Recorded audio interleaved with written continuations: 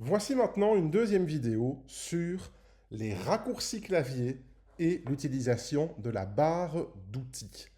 Donc, vous avez dans votre cahier de fiches outils, sur la page 2 du cahier de fiches outils Photoshop, un tableau avec les raccourcis clavier. Ok. Attention, deux, trois petites adaptations à réaliser. Ok. Premièrement, vous voyez que tous ces raccourcis, d'après le cahier de fiches outils, fonctionnent avec la touche CTRL. CTRL. Attention, ça c'est sur PC. Nous travaillons sur Mac. Ce n'est pas la touche CTRL pour tous ces raccourcis, mais la touche commande. Vous devez la maintenir appuyée dans tous les cas, sans la lâcher. Ensuite de ça, vous voyez que dans certains raccourcis, on vous demande la touche Alt. La touche Alt, même chose, c'est sur PC. Sur Mac, on a affaire à la touche Option, que dans certains cas, il faut là aussi maintenir appuyé. En plus de ça, vous voyez le raccourci afficher les grilles n'existe plus en tant que tel sur Photoshop 2025.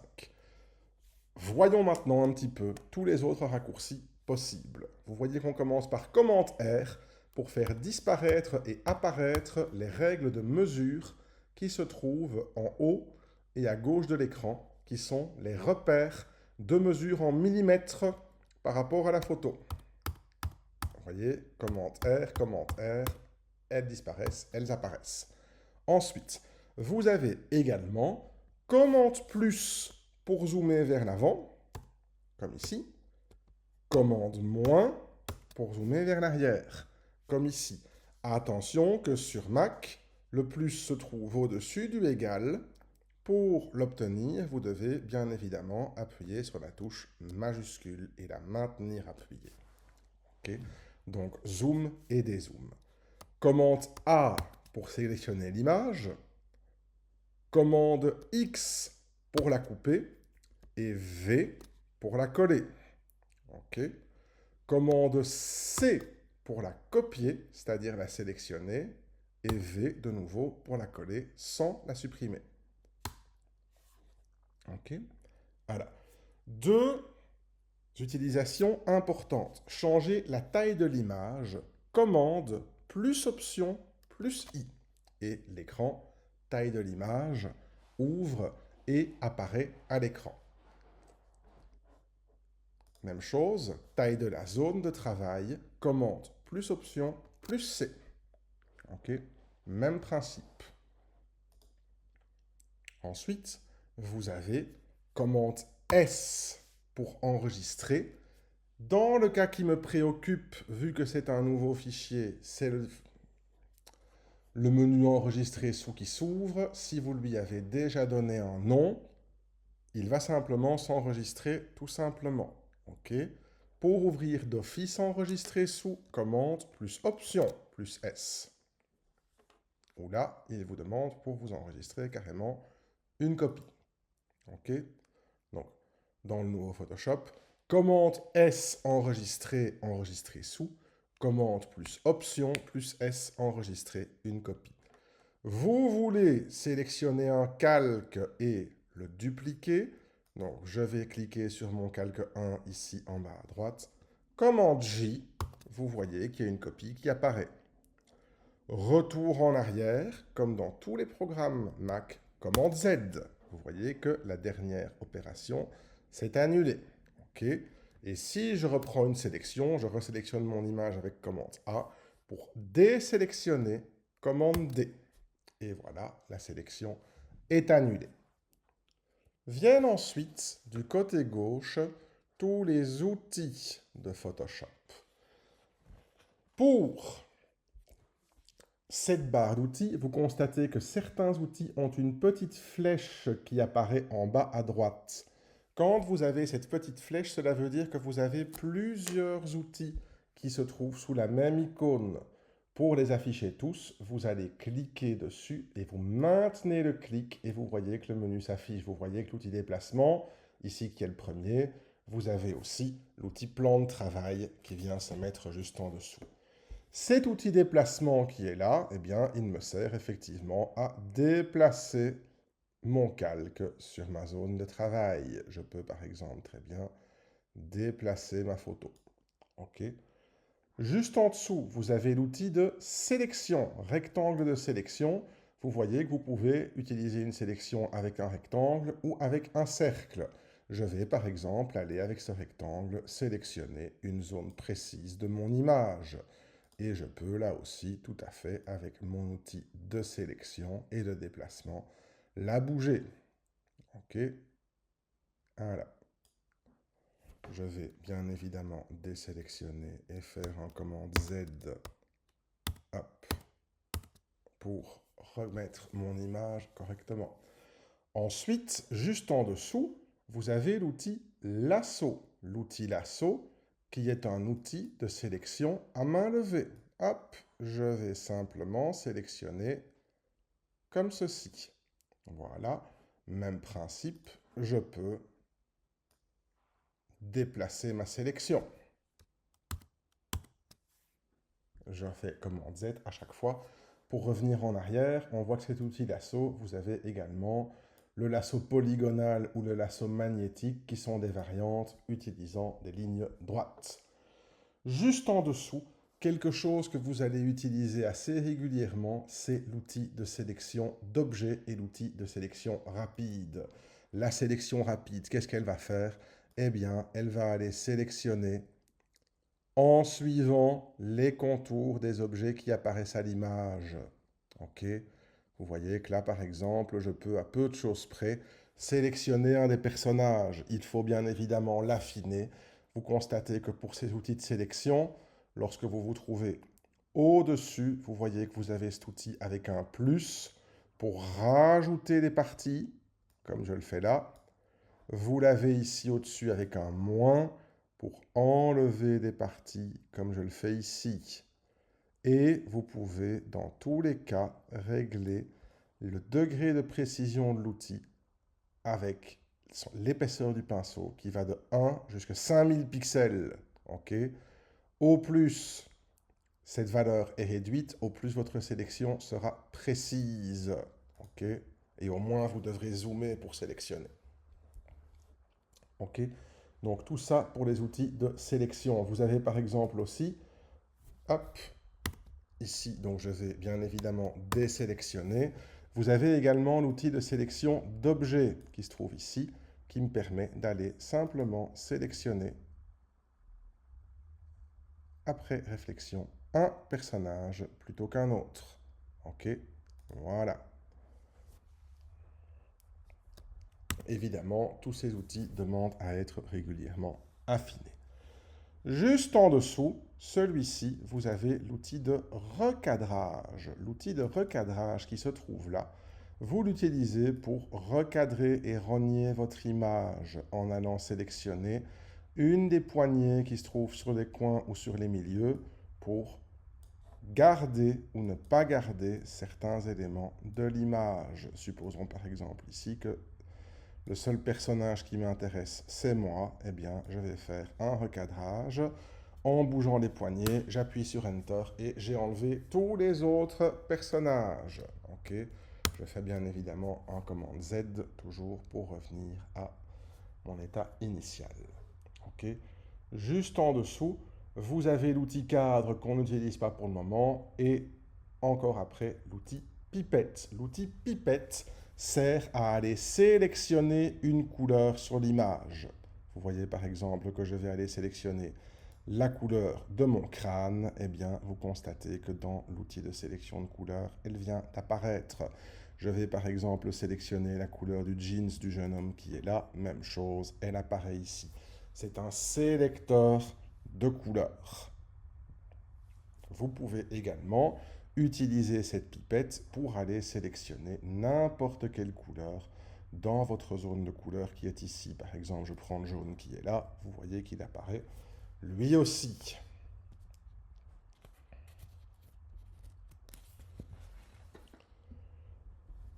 Juste en dessous, vous avez ici cet outil-ci, le correcteur localisé, qui va vous servir à aller éliminer certains petits défauts dans l'image. Attention, il ne faut jamais en abuser. Ça va? De nouveau, vous avez ici l'épaisseur du pixel à régler. Si vous ne voulez pas avoir des corrections qui jurent, je vous suggère bien évidemment très vivement de diminuer un maximum votre épaisseur. Toujours à 14-15, c'est bien. OK? Voilà. Ensuite, vous avez juste en dessous l'outil pinceau qui vous permet de peindre des contours personnalisés. Et vous voyez qu'il le fait dans la dernière couleur d'arrière-plan que j'ai sélectionnée. Vous vous souvenez que j'ai pris un jaune. Eh bien voilà, j'ai peint avec ce jaune.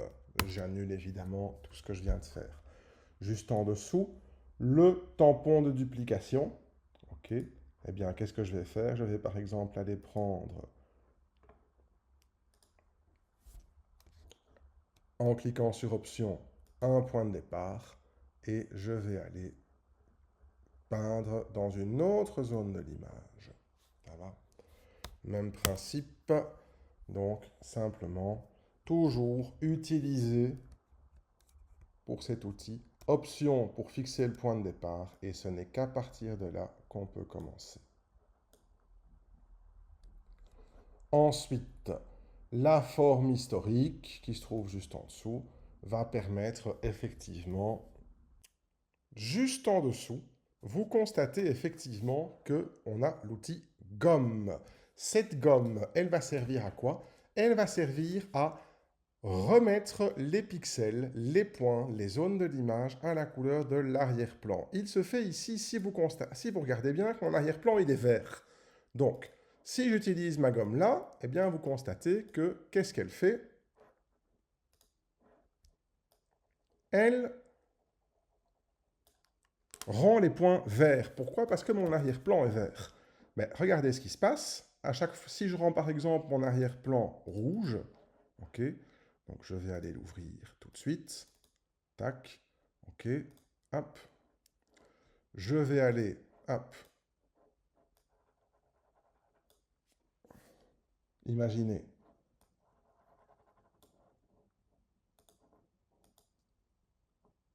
Hein? Je vais aller imaginer le changer de couleur, le peindre en jaune. Ok, ben, qu'est-ce qui va se passer quand je vais aller sur ma gomme? Eh bien, je vais mettre des points jaunes. Ok, imaginez, même chose, cet arrière-plan.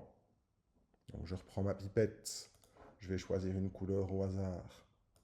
Je le veux dans cette couleur-là, en blanc. Eh bien, qu'est-ce qui se passe? Je le peins en blanc. Je repasse sur mon calque 1. Je réutilise ma gomme. Que va me faire ma gomme? Eh bien, elle va me mettre des points blancs. OK? Donc, tout ça, c'est en fonction, évidemment, il faut se mettre sur le calque 1. Tout ça, évidemment, c'est en fonction de votre couleur d'arrière-plan. Effectivement, on se remet correctement. OK? Donc, attention à la couleur d'arrière-plan quand vous utilisez votre gomme. Juste en dessous, vous avez l'outil pot de peinture que je viens d'utiliser, qui est très facile. Vous prenez une sélection au hasard, comme ici. OK. Vous sélectionnez une couleur au hasard. Je prends par exemple ici la couleur d'arrière-plan parce que ça m'est plus facile. Je prends mon pot de peinture, je vais dans ma sélection et je peins ma sélection dans la couleur que j'ai choisie. OK. Vous avez également au même niveau l'outil dégradé qui vous permet en fait de créer un dégradé de couleur d'une zone à l'autre de mon image. OK. Je peux également évidemment le faire sur une zone plus grande. Vous constatez eh bien, à chaque fois que j'ai agrandi mes dégradés. Et ces dégradés, je peux également les utiliser de manière effectivement à changer la couleur de mon image. OK, il y a plein de sélections possibles. OK, donc l'outil dégradé que je vais bien évidemment supprimer de ce pas, sur lequel on reviendra plus longuement par la suite. OK? Alors, ensuite, vous avez ici la goutte d'eau. La goutte d'eau, elle vous permet de dessiner du flou. OK? Regardez par exemple ici. Je choisis, tac, de flouter une zone que je vais d'abord sélectionner au préalable. Voilà. Ici, eh bien, je vais appliquer un flou à la zone que j'ai sélectionnée. Vous avez enfin d'autres outils qu'il faut que je vous renseigne. Alors, l'outil densité pinceau de réglage qu'on va un petit peu vous montrer. Donc, l'outil densité qui sert à éclaircir différentes zones. OK, là aussi, vous avez la possibilité d'agrandir. OK, donc effectivement, mais vous voyez, vous avez la possibilité d'éclaircir des zones de l'image. OK, je vais bien évidemment ne pas garder ça ici. OK, donc l'outil de densité, éclaircir ou obscurcir. OK, avec toujours la barre d'outils du dessus. L'outil plume vous sert à faire des tracés en ligne droite, comme ici, tac, à chaque fois en sélectionnant des points. OK, et vous constatez donc quand je les désélectionne, eh bien ces tracés apparaissent toujours. OK, tac, je n'en ai pas besoin pour l'instant, donc je m'en vais les supprimer. OK, pour l'outil plume. L'outil texte vous permet de rajouter du texte dans une image. Vous avez, comme sur Photoshop, comme sur Premiere Pro ou sur Illustrator, la possibilité de créer du texte que vous écrivez. Et vous avez la possibilité d'agrandir ou de rétrécir votre cadre de texte. OK, voilà, je n'en ai pas besoin pour l'instant. Hop, donc je m'en vais supprimer ce texte que je viens de rajouter là. Vous avez également l'outil sélection de tracé qui permet effectivement de sélectionner n'importe quelle forme sur un calque inactif.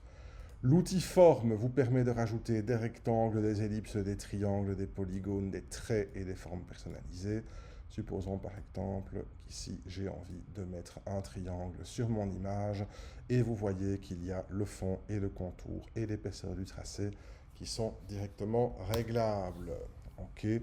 L'outil main, lui, va vous permettre de déplacer votre image de manière à la placer à un endroit différent. Supposons que vous ayez très fortement zoomé. OK.